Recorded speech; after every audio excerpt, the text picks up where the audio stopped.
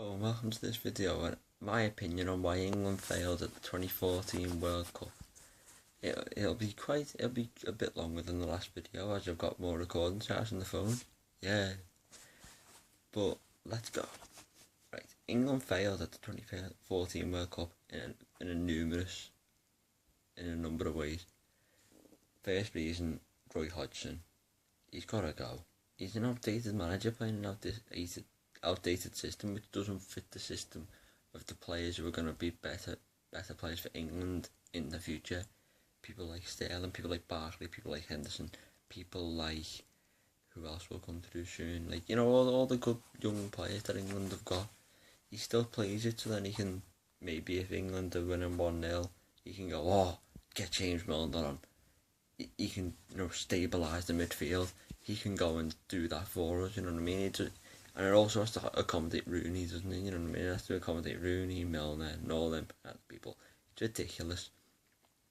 Second reason is that I think that Rooney and other players, like, I don't know, well, you could probably make a case for most players, but after the first game against Italy, people were calling for Rooney to be dropped. I was one of the people who was actually calling for Rooney to be dropped because I think he should have been, because he didn't do anything against Italy apart from put a ball across for Sturridge. It was a good ball, don't get me wrong, it was a good ball by him, but that you can't just say, right, I've done that in 90 minutes, I've had a good game there.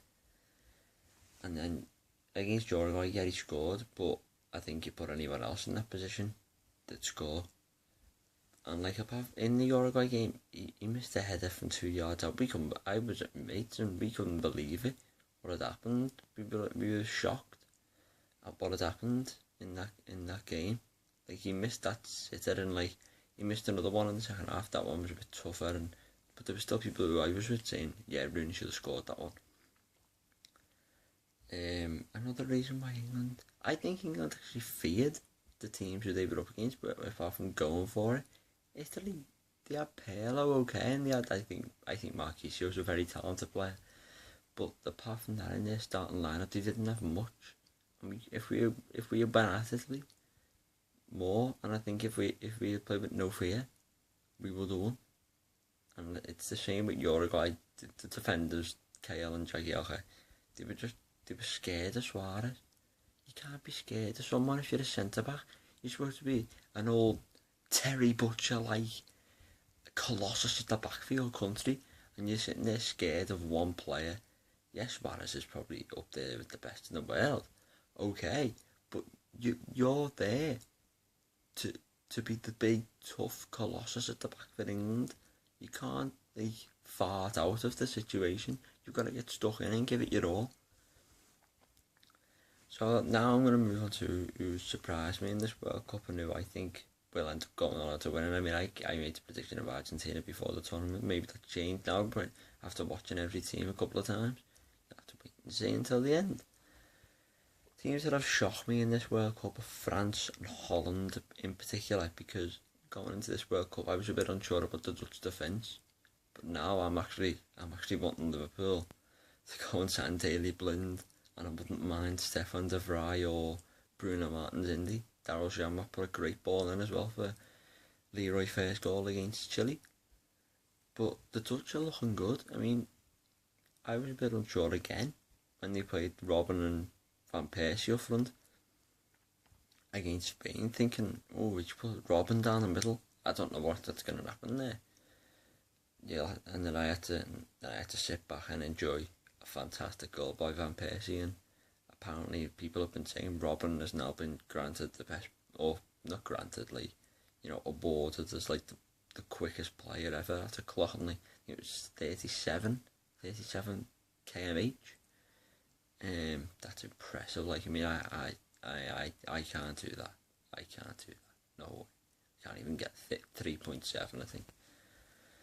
But then another team of France. France have got a really, really good team. I mean, I thought the French had an okay team going into the World Cup, but they play as a proper team. There's no individual effort in that. They all work for each other. They all build around each other. The spine of that team is Paul Pogba. I mean, midfielder who played for Juventus this season. He got sold by United, and I remember the quote. It was he said to Alex Ferguson, "No, I'm ready to play. I'll prove you wrong, and I'll prove you why I am so good." Put Raphael in midfield, and I knew it was time to call it to him Man United. I think that's a great quote from Paul Pogba. I think that's fantastic. Another team that have shocked me at the World Cup. Oh no, more on France. Griezmann, Benzema, and who's been playing that? Valbuena. Valbuena has had a really good World Cup for France. He's another player I wouldn't mind at Liverpool. I mean, I was texting to my mate, and I was saying Valbuena for Liverpool, yes or no. They were saying nah, it's a bit too physical for him. But then I thought, like, Oscar and Coutinho, they're not the most physical players, but they do well in the Premier League. So and like the French defence, I mean, I have my doubts this season about Sakho. I mean, he scared the life out of me with his passing stance. But you see his pass completion rates, and they're actually not that bad. And now I've come to realise that Sakho probably won't be giving me nightmares next season, and it possibly will, and it will all be got down to Glenn Johnson if we keep him on, because Glenn Johnson was awful last season, terrible season. He's playing alongside young Varane from Real Madrid. He's a really, really good player. He's going to be a really top centre half. And then you've got the two fullbacks, Richard Debuchy from Newcastle. That was a strange one when I saw the team. I was a bit surprised that Debuchy got in ahead of Bakary Sagna. And then you've got Patrice Evra at left back. Patrice Evra didn't have a great season at Man United, but no one really had a great season at Man United, apart from De Gea and possibly Wayne Rooney.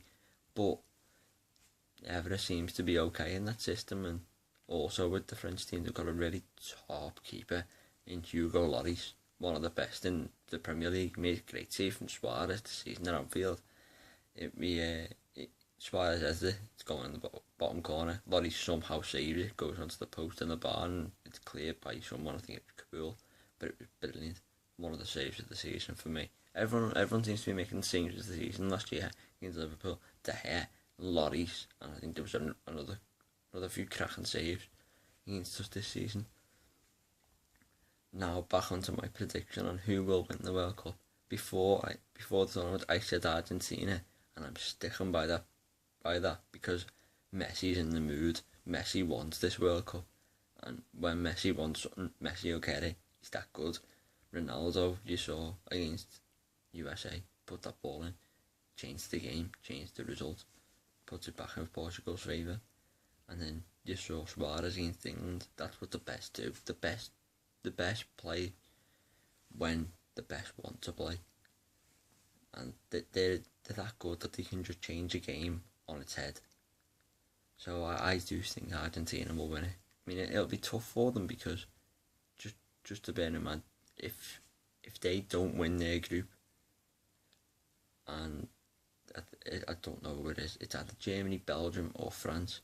So if they don't win their group, they can come up against one of them three. I don't know who it is, so you can't really I think I'm going to go for France. I think it's France they'll play if they don't win the group. So that'll be a really tough game for them, because I think France have really shone in this World Cup for me, and I think before the tournament they're like 14-1 and now 17-2 in the odds, which is a really good move for this country. So that's really it for me now, because I'm disappointed by England. I'm really disappointed, because I really thought that if we had got past the group stage, we could have had a good go against Colombia, but they're the top team.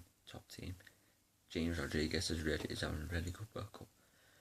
But today, it is the day that England play Costa Rica in their last group game. My prediction is always going to be, with an England game, I'm always going to say that England are going to win. And I think it's going to be a 2-0 win, because he's changing it around. I'm going to go for a Barkley goal and a Sturridge goal. But Costa Rica, you never know. You never know, because they've had a good World Cup. They haven't got the best players, but they've had a good World Cup. Another team who've played as a team. So that's it for me.